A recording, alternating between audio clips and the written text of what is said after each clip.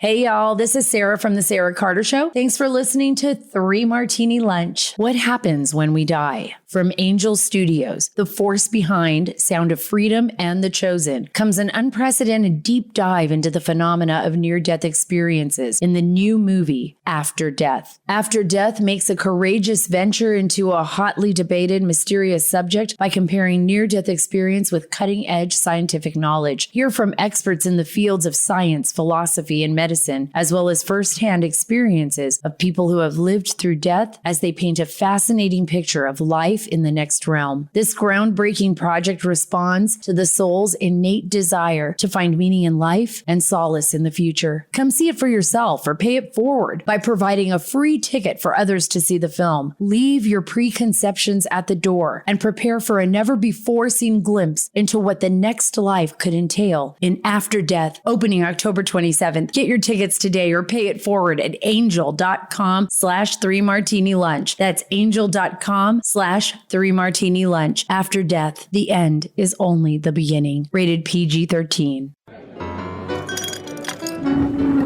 Welcome to the 3 Martini Lunch. Grab a stool next to Greg Columbus of Radio America and Jim Garrity of National Review. 3 Martinis coming up. Very glad you're with us for the Wednesday edition of the 3 Martini Lunch. We're hoping for good martinis from election results. We'll be talking about election results. They will not be in the good martini, but stay tuned for those. But we do have a good martini today because while many of us were focused on election results, particularly if you were in a state with a lot riding on yesterday's balloting, you might not have noticed that the House of Representatives last night voted to censure Michigan Congresswoman Rashida Tlaib for a number of things, really, but basically refusing to acknowledge the facts on the strike against the hospital in Gaza. A ton of evidence that it was not the Israelis, but she refused to believe that and accept that it was actually coming from Islamic militants. And then, of course, as we talked about earlier in the week, her contention that from the river to the sea, Palestine will be free. It's really just an aspirational statement for peaceful coexistence.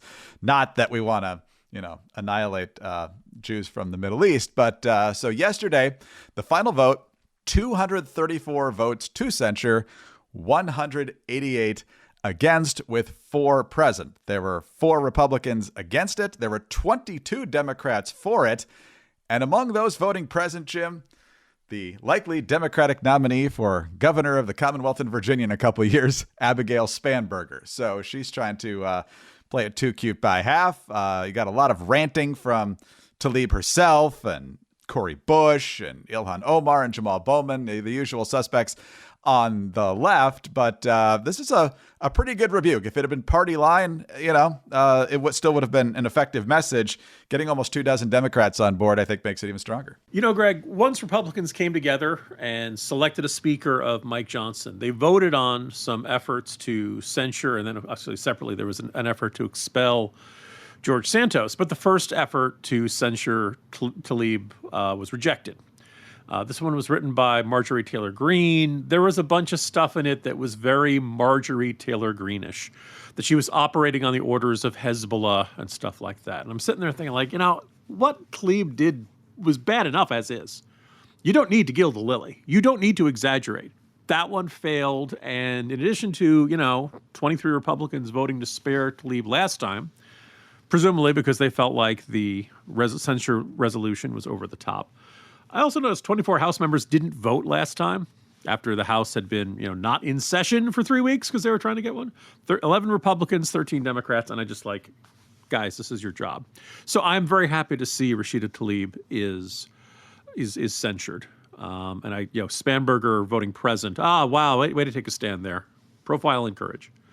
But look, I think I wrote in a post column earlier that Democrats, sensible House Democrats, should be leading the charge to censure Rashida Tlaib. And you don't have to do it because of From the River to the Sea, although I think it warrants that. You don't have to do, I think you could do it over her insisting that Israel bombed the hospital when they did not. Check out the Post, check out the Times, all kinds of international observers. They're just pointing out, there is no, not only does this not fit the pattern, not fit what we've seen in past Israel missile strikes, there's no shrapnel from an Israeli missile. Now, the assessment of Hamas is that, it just vaporized. They just disappeared. It vanished to thin air on a molecular level. That's why no one has been able to find any Israeli missile parts, which is absurd. But Tlaib insists, even in her video, she still depicts it as Israel striking a hospital. It's not true. She's lying. This sort of thing, by itself would warrant a censure. But then on top of it, she said Joe Biden supports the attempted genocide in Palestine. Now, Greg, you and I are always up for a good bit of Biden bashing, but this is, no, he's not. He's, the most ardent pro-Israeli would tell you, no, Joe Biden does. He's been from the very beginning is talking about the need to get humanitarian aid in there. We're not big fans of Joe Biden, but that's an unfair smear. And that's another reason why Democrats should have come out and said so. That look, we're in a very tense moment. And in times like this, you can, there's a fire, that's broken out. You can either throw water on the fire or you can choose to throw gasoline on the fire. And from the very first moment, Rashida Tlaib has chosen to throw gasoline on the fire. And that's why she deserved this rebuke. And ideally, we'd get her out of office as soon as possible. No, that's exactly right. And one of the interesting tactics that you saw in yesterday's debate, because, back when Democrats controlled the House, like last year or 2 years ago, whenever it was, they stripped Marjorie Taylor Greene and I think Paul Gosar, and I don't know if there was another one, of committee assignments because of things that they had said was beyond the pale. We have to vote on this. And they successfully did that. They had no committee assignments for a while. And then when this comes up with Rashida Tlaib, the Democrats who are defending her being, when will it stop? When are we going to stop attacking and, removing privileges from people back and forth? There's never going to be an end to it. And it's always interesting that it's when somebody calls you out that you want the ceasefire. Your definition of beyond the pale should not only go in one ideological direction. Both parties are capable of saying, members of Congress are capable of saying stupid things. Hopefully, people will recognize, what, this person is in my party. Sometimes I vote the same way they do, but this is just unacceptable. It's really not asking too much. And if you run around saying, Paul Gosar is just the worst, but Tlaib's got to have free speech, people can recognize the obvious double standard at work there. Yeah. So good on those who passed the resolution, and we'll see if anything changes. My guess is it won't. She'll still be doing exactly what she does, and we'll keep moving on, I suppose. All right, let's talk about our fantastic sponsor for the day, and that is 4Patriots, makers of many fantastic products, including the Patriot Power Generator 2000X, which is now new and improved.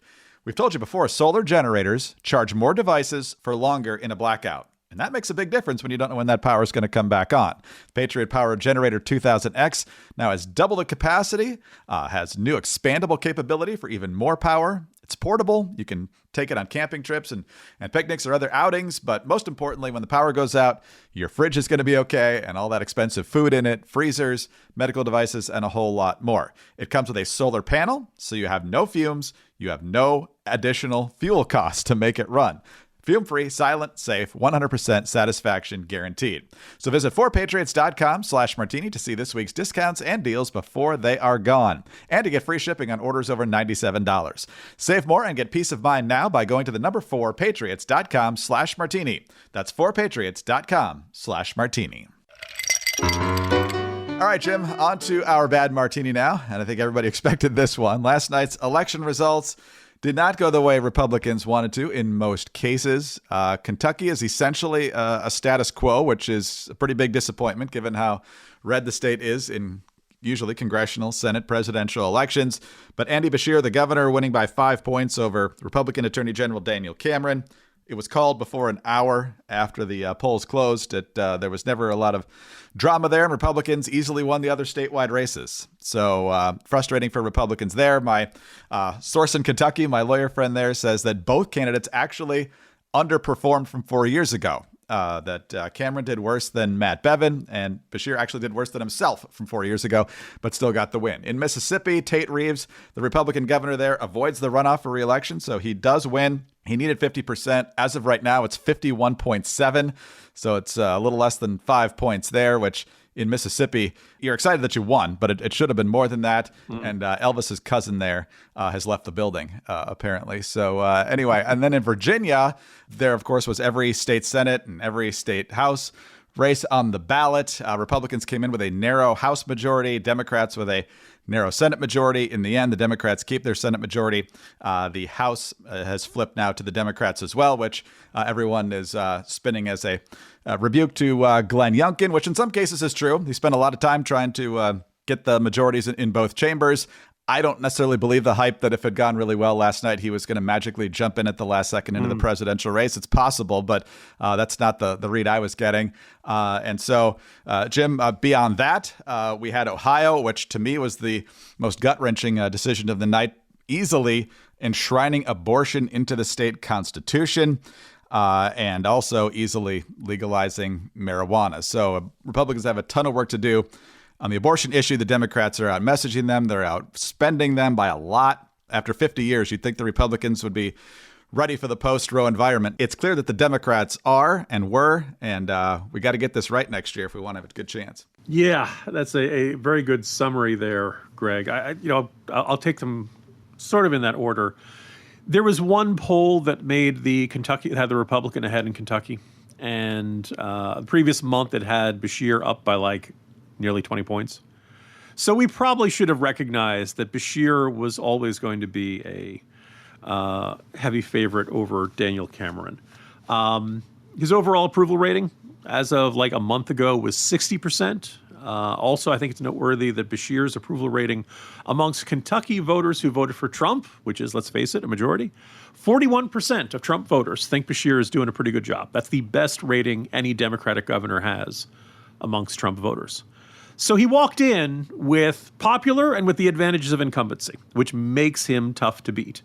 Now, one of the things I noticed is the other statistic that I love is that because Andy Beshear's father, Steve Beshear, was a member of the State House, State Attorney General, Lieutenant Governor, ran for U.S. Senate against Mitch McConnell, and he was governor for 2 terms. So between Andy Beshear and his father, the name Beshear has appeared on a ballot in Kentucky 15 times in the last 44 years.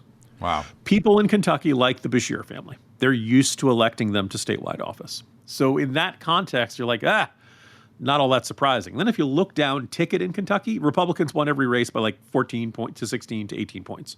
State Attorney General, Secretary of State, State Treasurer, Agriculture Commissioner, Auditor of Public Accounts. I know these aren't as exciting as governor races, but I think what this tells you is not that, oh my God, Kentucky, we're a giant Democratic wave. No, it means that Steve Beshear is really popular for a Democratic governor in a red state. Not replicatable, didn't have coattails, It's frustrating if you're a Kentucky Republican. But they have a guy who has established himself as not like those national Democrats, and they're tougher to beat. It's just, that's just the way it is. In Virginia, I'm disappointed, but I also would point out that control of the state legislature, as of this conversation, and I didn't check before, right before we started taping, but it looked like there were 2 state Senate seats and 2 state House seats still waiting to be determined. They're counting the last couple of votes. They're very close.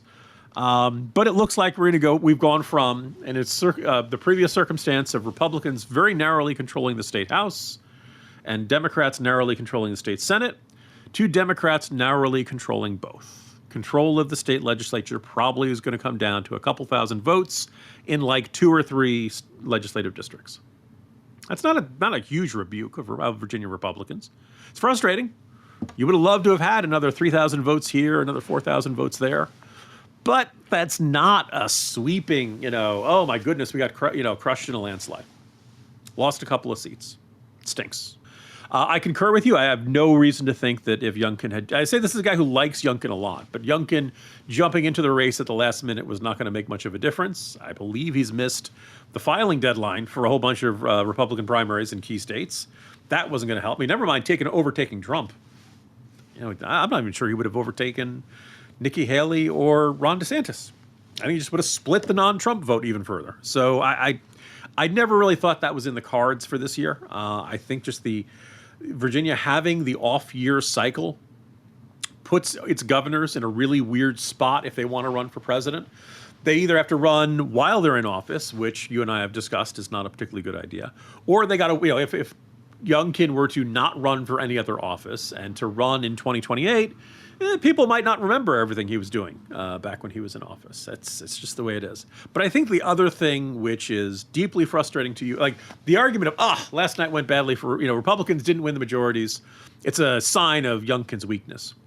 Actually, you look at, the last Republican before Youngkin to win statewide was Bob McDonnell. It was back in 2009. Right? That was the beginning of the Tea Party era. Every Senate race, every governor's race, every, lieutenant, Republicans lost a lot through the Obama years, through the Trump years, and up until 2021. So I think that indicates that Virginia, we like to think of it as a purple state, but it's really more of a blue state. And so if you are Glenn Youngkin and you manage to win, hey, good for you, right? That indicates you can win in a state that's blue. You might be more like a Charlie Baker or a Larry Hogan, right? A guy, but I know there's, there are a bunch of people who don't like him as a national standard. By the standards of Massachusetts and the standards of Maryland, they're pretty darn, conservative. Glenn Youngkin is an indisputable conservative, but let's also observe that maybe one of the factors at work in 2021 was Terry McAuliffe being a really lousy candidate. Oh, sure. Not just because he's, rich and white and mostly known as a fundraiser for the Clintons and all that. Keep in mind, he also had that really awful, I don't want parents, telling schools what to teach. So maybe Virginia is the kind of state where you have to have a good Republican candidate and a bad Democratic candidate for Republicans to have a chance to win. It's frustrating, but I think that's what the statement of last night is, which doesn't make you say, Glenn Youngkin, you stunk. It's like, Glenn Youngkin, very impressive. He managed to win in this state. And then in Ohio, look, no getting around it. It's a kick in the crotch to the pro-life movement to have a state like Ohio go this way. And it wasn't that close, 57-43. I've heard pro-lifers say that they make the argument that the wording in the proposed amendment was misleading. Well, your job is to unmislead people. Your job is to get people to understand it. And so I can understand it's frustrating when Democrats and the media are on the other side, but this is your job. This is the role you have chosen. And I think the hard lesson of this also is that if you want to have a country with fewer abortions, there are times you're going to have to take half a loaf. There are times you're going to have to take laws that restrict some abortions, but don't restrict all the ones you want. And you might be frustrated by it. Getting half a loaf is inherently frustrating. But the option of a full loaf is not on the table. You can say, I'm not going to compromise. I'm going to demand that every abortion be banned. But you'll lose those elections. You will lose those referendums. And I think I concur. I don't know if the pro-life movement was really ready for the post-Roe environment. None of this is a great indicator for 2024, but I also think there's a limited amount you can extrapolate from the circumstances of off-year elections, the kind of a quirky group of southern states, and not having Biden or Trump's name on the ballot, I think is a further, it's just a different set of circumstances. Things are probably going to look different a year from now. Just a couple of follow-ups here. First of all, Republicans also late to the game on abortion in Virginia. I mean, we talked about it over and over again. There were radio ads, there were TV ads, just incessant. Every Democratic ad focused on abortion. Literally, every Democratic ad focused on abortion. And I didn't hear Youngkin come out with his, if we have the majority, we'll pursue a 15-week limit for abortions, 15th week of pregnancy. I didn't see a headline on that till October 30th or 31st. You got to get that out there a couple months earlier than that. Maybe it does you good. Maybe it doesn't. But to try and stop the avalanche with less than a week to go before the election, you're way too late to do that. I saw somebody saying, Youngkin lost this election because he made the 15-week threshold his hill to die on. And, Greg, we've seen races and referendums where Republicans tried to ignore the issue, and it went very badly for them. We've seen issues where they've tried to have a 6-week limit, and it's gone very badly. It worked in Florida. I'm not saying it never works, but there are a whole bunch of states where, I don't think we've seen the obvious answer for Republicans on the issue of abortion is to do X, other than pay very close attention to what the voters in your state are saying. Ignoring the issue would not have made it go away. And, and also, keep in mind, we discussed this on the podcast a few times. To me, the ads that I was seeing were the Democrats saying abortion, abortion, abortion, abortion, and Republicans saying school crime, school crime. And maybe crime's just not bad enough across Virginia for that to be the preeminent issue in people's minds. Anecdotally, and then on the local level, you and I both live in indigo blue counties, but our sheriff somehow found another way to win, the Republican, the only Republican to win. Other Republicans did better than they did 4 years ago, which was an absolute avalanche in protest to Trump around here. But the Republicans still lost, and we've got a 70% increase in crime and much higher property taxes. So if you're not going to flip it this time, I'm not sure when you're going to flip it, because the county is certainly not getting more conservative. But there's one silver lining, Jim. I don't know if we ever talked about it, but the Democratic House of Delegates candidate that was exposed for doing intimate things on the internet with her husband for money appears to have lost. It was back and forth all the way through the night, but right now Susanna Gibson is losing by 1,000 votes and appears to be about 2.5 points behind. So at least Republicans accomplished that, which is something, I guess. I don't know. Yeah. And we should point out, really self-exposed. Yes. Her argument that she was somehow a victim of people putting it out on the internet. You put it out on the internet. That's not exactly how that works. Greg, she put it out there to make money. Not to be, to have it used as a political argument against her. It's amazing. But real quick, because we have so much bad election news, I just wanted to highlight it's a good day for me, because 40 years ago today, I'm sure, thanks to my exquisite brochure delivery skills on the north side of Iron Mountain, Michigan, my father was elected mayor of Iron Mountain. And subsequently reelected a number of times before he stepped away from city government. So definitely proud of that. He's a very frugal guy in his personal life. He was also very frugal with taxpayer dollars, so people appreciated that. As he told the local news when he retired from the city council the last time about a decade ago, he offered a pretty simple approach to government. You just try to use common sense and hope that there's integrity in the people you're dealing with. Fun memory for me while I licked the wounds from everything that happened last night. What we need are candidates of that quality, Greg, who are kind of hard to find these days. Hey, y'all. This is Sarah from The Sarah Carter Show. Thanks for listening to 3 Martini Lunch. We all have a heartfelt reason to support our blood pressure. In fact, more than half the U.S. population would benefit from blood pressure support. Superbeets Heart Chews are an easy and convenient way to support healthy blood pressure and promote heart-healthy energy. Paired with a healthy lifestyle, the antioxidants in Superbeets are clinically shown to be nearly 2 times more effective at promoting normal blood pressure than a healthy lifestyle alone. And believe me, I know, because I'm traveling all over the country covering stories and frankly, sometimes all over the world. And it's so easy. I just keep my Superbeets in my handbag, in my pocket, wherever. And I've got amazing energy. And guess what? They taste really good. So supporting healthy blood pressure comes with a bonus. Superbeets Heart Chews support healthy circulation. So you not only get blood pressure support, you also get a productive, heart-healthy energy without the crash. Double your potential with Superbeet Heart Chews. Get a free 30-day supply of Superbeet Heart Chews and 15% off your first order by going to getsuperbeets.com and using promo code Sarah. That's S-A-R-A. GetSuperBeets.com, code Sarah to get 15% off your first order. Getsuperbeets.com, promo code Sarah. The economy isn't growing, it's leaching. October jobs report is out, and it's not good. The U.S. added 150,000 jobs. However, a third of them are government jobs. After the Fed has paused interest rate hikes yet again, something has to give. Check out the Watchdog on Wall Street podcast on Apple, Spotify, wherever you get your podcast. All right, on to our second bad martini tonight, Jim. And so as we kind of broke down the key races in the key states yesterday, there's going to be soul searching. We're not really in burn it down mode, since in a lot of these places it was kind of status quo, but could have been better. Or Republicans, like you said, in Virginia were, probably a couple thousand votes away from getting what Glenn Youngkin wanted. But in the end, they didn't. So the Democrats won, and that means soul searching is probably going to happen. I know a lot of people are going to want to dump Ronna McDaniel. And if we didn't have a presidential election next year, I would probably agree with that. And I might still agree with that, depending on who the options are. Tonight, we are going to have yet another presidential debate People exhausted from elections are going to have to sit through that one, too. The good news is we only have 5 people who qualified this time.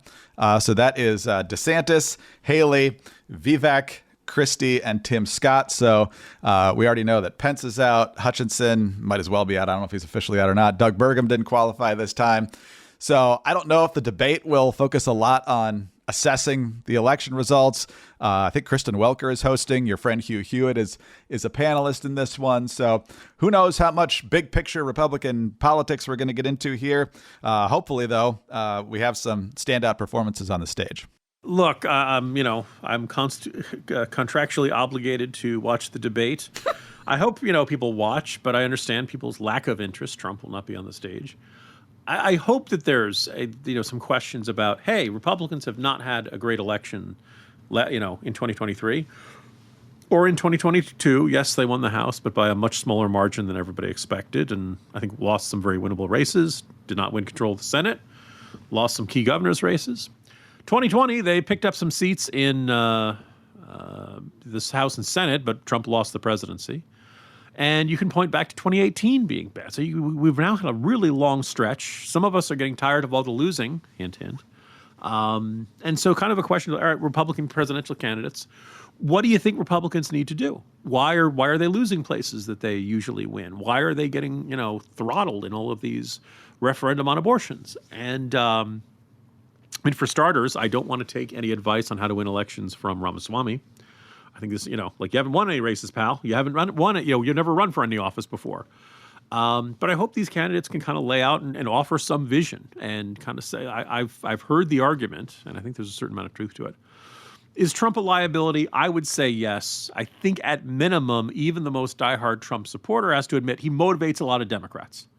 He motivates a lot of Republicans, and he probably gets a whole bunch of votes that no other Republican voter would get, or few other Republicans would get, being, blue-collar, upper Midwest folks who aren't really all that interested in the Republican Party's traditional image but are intrigued by him. But he also repels a lot of voters that ordinarily vote Republican. Suburban soccer moms, white-collar voters, all that kind of stuff. So one question is, can you win with Trump as the ticket? And the next question is, can you win with Roe versus Wade repealed and people fearing Republicans are going to ban abortion? My colleague Charlie Cook had a very sharp observation. He said that the gun issue is sort of the inverse of the abortion issue for each party. Because there are a whole bunch of Democrats who'd say, look, I'm reasonable. I don't want to ban all guns. I only want to ban these particular kinds of guns. But both Republicans, gun owners, and the broad swaths of the electorate don't believe them. They know they'd like to go much, much further than the proposal that's on the table. And I suspect a lot of Americans look at the pro-life movement and say, oh, you might be saying you only want to have a 15-week restriction. But I know deep down you'd like to ban all of them, and therefore I'm not going to vote for you because I don't trust you. I know this is only a half step, and once the camel's nose is under the tent, so to speak, they're just going to try to take more.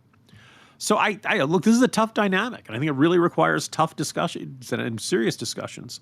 I don't know if a presidential debate is the best format for that, but I do know Republicans do need to look at this and do need to grapple with why they're not winning races they think they ought to be winning. And I hope that happens, but I don't know if we're going to see that tonight, but I guess we'll see. Yes. And I don't know when the next one's supposed to be, but hopefully there's fewer on the stage even then. But with 5, at least you get each person with a decent amount of time. So hopefully it doesn't turn into that CNBC free-for-all from the 2016 campaign when Carl Quintanilla and John Harwood were basically scolding Republicans with every question. Welker did a decent job for a mainstream journalist in the third debate in 2020. She was a lot better than a lot of others who have done it. Candy Crowley. The candidates did talking. That was a nice surprise. Yes. And the other thing I would note, I can understand why Republicans would be like, MSNBC. If you're running for president, you really there shouldn't be any moderator who scares you. There shouldn't be any, person running a debate. You're like, I'm not going to appear there.